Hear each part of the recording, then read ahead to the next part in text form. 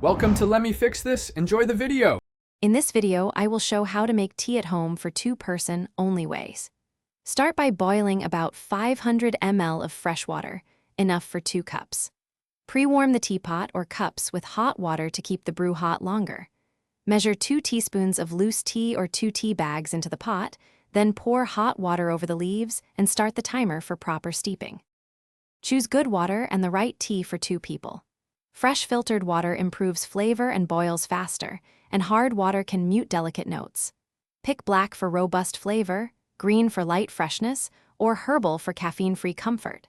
Measure 2 teaspoons of leaves or 2 tea bags, so each person gets an even cup. Adjust strength by changing steep time rather than adding more leaves.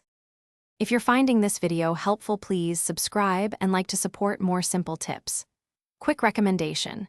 Read anywhere with the new Kindle Paperwhite.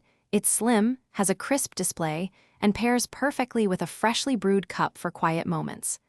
I use mine during steep breaks because it's lightweight and glare-free.